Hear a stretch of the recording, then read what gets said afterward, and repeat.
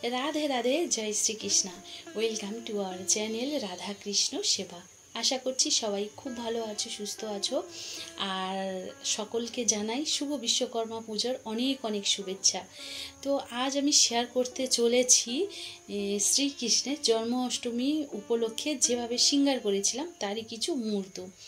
যদিও জানি যে ভিডিওটা দিতে আমার অনেকটা দেরি হয়ে গেছে, কারণ একটু বেশি ব্যস্ত ছিলাম, এডিটিং করার সময় হয়ে উঠছিল না। আর আজ যেহেতু বিশ্বকর্মা পুজো, তো এর জন্য একটু ফ্রি রয়েছি, তো আজ ভাবলাম আমি ভিডিওটা শেয়ার করি। তো যেহেতু ভিডিওটা অনেকটাই দেরি করে নিয়ে এসেছি তার জন্য দুঃখিত। আর এই ভিডিওটা স্পেশালি যারা ধুতি পরাতে গিয়ে একটু প্রবলেমে পড়ে তাদের জন্য এই ধরনের ভিডিওটা। তো তোমরা দেখতে পারো যে খুব ইজিলি বাড়িতেও কিভাবে শ্রীকৃষ্ণের জন্য নিজে হাতে ধুতি পরিয়ে দেবে, যেভাবে আমিও পরাই।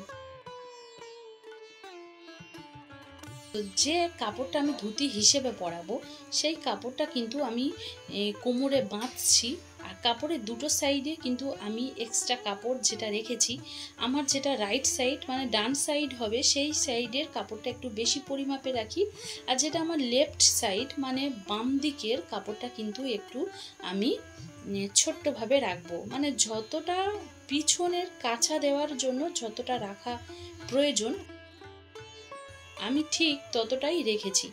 তো দেখছো কুচি দিয়ে নিয়েছি। আর এটা যে একদমই পারফেক্ট হবে, কুচিগুলো গুনে গুনে ইঞ্চি মেপে কুচি দিতে হবে এমনটা কিন্তু একদমই নয়। তো এইভাবে কুচি দিয়ে নিয়েছি। কুচিটা যাতে ছড়িয়ে না পড়ে তার জন্য আমি পিছনে পিন করে নিয়েছি। তো আমি এটা বোঝানোর জন্য করলাম, কিন্তু আমার এটাও প্রয়োজন পড়ে না যে পিন করে নেওয়ার, তবে কোমরের কাছে পিনটা করতেই হয়। আর এই কাপড়টা যেহেতু সিল্ক টাইপের, তো এর জন্য আমি কিন্তু সেফটি পিনটা ইউজ করেছি। আর যদি সুতির হতো তাহলে সেফটি পিন ইউজ না করলেও চলে, কিন্তু কোমরের কাছে সেফটি পিনটা মাস্ট, ওটা আমি ইউজ করি। আর দেখছো আমার যেটা রাইট সাইডে যে কাপড়টা ছিল সেটাকে আঙুলের টিপ দিয়ে সেটাকে শক্তভাবে ধরে আমি কিন্তু সামনের কুঁচিটা বানিয়ে নিয়েছি। তো এবারে কোমরের কাছে এখানে আমি ভালো করে এটাকে আটকে দেব। তো যদি তোমরা চাও এই কুঁচিটা আগে থেকেই কিন্তু বানিয়ে রেখো। বানিয়ে কিভাবে রাখবে, কুঁচিটা বানিয়ে নিয়ে তার উপরে আয়রন করে রেখো। আয়রন করে রাখলে কুঁচিটা ছড়াবে না আর পরাতে গেলেও সুবিধা হবে। আমি যেমন এখানে কুঁচিগুলো এই যে ধরে ধরে কুঁচিগুলো আবার ঠিক করছি, তখন আর এটার প্রয়োজন হবে না। কুচিগুলো অটোমেটিক তোমার খুব সুন্দরভাবে একটা লাইন বাই লাইন পরপর সাজানো থাকবে। তো যাদের পড়াতে অসুবিধা হয় তারা প্রথম থেকে এটা করে রেখো, তাহলে কিন্তু এটা খুব সুবিধা হবে। আর এই অনেকেই এই পোশাকটা খুবই পছন্দ করেছে, যার জন্য এই সেম পোশাক আমি কিন্তু এখনো পর্যন্ত আমি 3 জনকে বানিয়ে দিয়েছি। তো এই পোশাকটা আমারও বেশ ভালো লেগেছিল, অনেক দিন ধরে ইচ্ছা ছিল যে এই ধরনের একটা পোশাক বানিয়ে দেব। তো যখন আমার প্রথম ইচ্ছা ছিল যে আমার বড় লাড্ডু গোপালকে এই ধরনের পোশাকটা বানিয়ে দেব, কিন্তু আমি বড় গোপালকে দেওয়ার সাথে সাথে আমি রাধা কৃষ্ণ দুজনকেই দিয়েছি।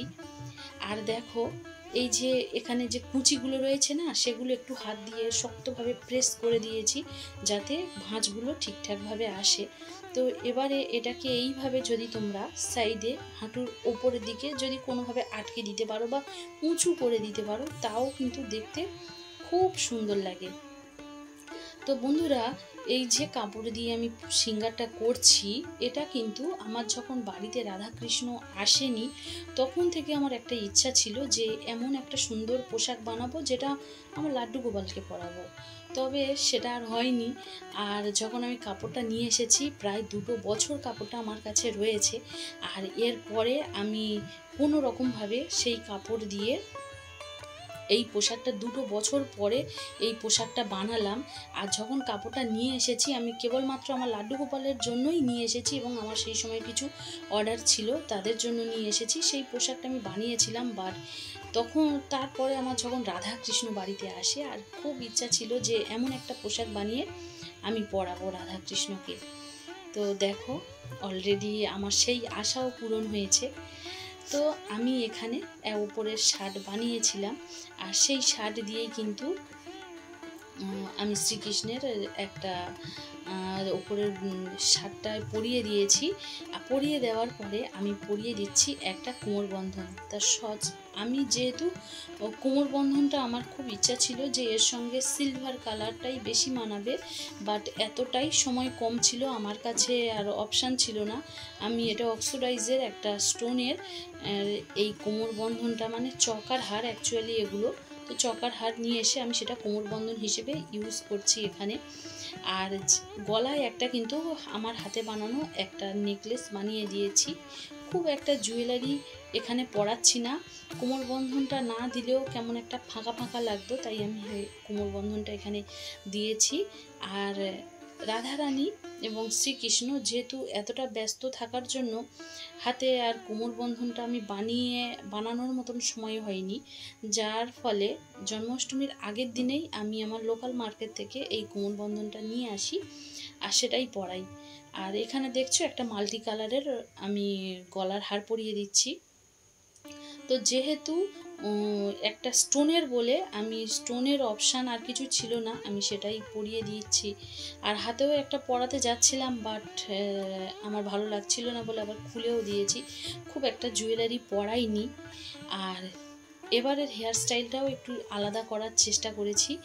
দেখো অলরেডি আমি একটা হেয়ার পরিয়ে দিয়েছি, হেয়ার উইকটা পরিয়ে দেওয়ার পরে, আর আমি যে এই হেয়ার উইকটা পরাই এটা আমার 18 নম্বর শ্রীকৃষ্ণকে পরাচ্ছি, 18 ইঞ্চি শ্রীকৃষ্ণকে।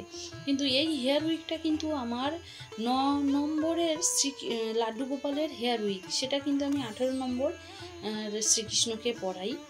আর এক্সট্রা যে একটা হেয়ার উইক ছিল আমি সেটা দিয়ে কিভাবে মানে একটু আলাদা ধরনের বানাতে চাইছি, তাই আমি এইভাবে দিলাম। এবারে আমি পাগড়ি বাঁধা শুরু করেছি। তো যদিও আবার বলবো যে আমি খুব একটা পাগড়ি বাঁধতে পারি না ভালো, তবুও চেষ্টা করি যে সুন্দরভাবে যদি আমার প্রভুকে একটু সিঙ্গার করতে পারি, তো সেইভাবেই চেষ্টা করছি যতটা সম্ভব হয় আমার দিয়ে। তো আমি সাবধানের সঙ্গে আমি পাগড়িটা বাঁধছি, কারণ আমি চাই না যে কপালের সামন থেকে এই হেয়ারগুলো কোনোভাবে চাপা পড়ে যাক, আমি ওগুলোকে সামনে বেরিয়ে থাকবে এই অবস্থায় আমি চাইছিলাম যে সেইভাবেই পাগড়িটা বাঁধতে। তো সেভাবে আমি বাঁধার চেষ্টা করছি। আর পাগড়িটা বাঁধতে গেলে অনেকটা শক্তভাবে বাঁধতে হয়, তো আমি খুব একটা শক্তভাবে বাঁধছি না। আর শক্তভাবে যদি না বাঁধা হয় তাহলে কিন্তু পাগড়িটা একটু মানে আলগা হয়ে যেতে পারে, খুলে যেতে পারে, এই চান্সটা থাকে। তবে কি হয়, যখন কোনো সুতির কাপড় দিয়ে পাগড়ি বাঁধা হয় তখন কিন্তু এটা ভীষণ টাইটভাবেই পাগড়িটা বাঁধা যায় দেখেছি। তো আমার এখানে একটা ছোট্ট পিন দিয়ে আমি সুন্দরভাবে এখানে আটকে দিচ্ছি। তো পিনটা গেঁথে নয়, পিনটা এমনভাবে আমাদের আটকাতে হবে যেভাবে আমরা সূচ দিয়ে হাতে সেলাই করি, একটু করে তুলি আবার একটু করে নামিয়ে দিই, তো ওইভাবে কিন্তু আমি এটা দেব। আর আমি কিছু হ্যান্ডমেড এই রোজ বানিয়েছি, সেগুলো দিয়ে আমি পাগড়িটাকে ডেকোরেশন করব।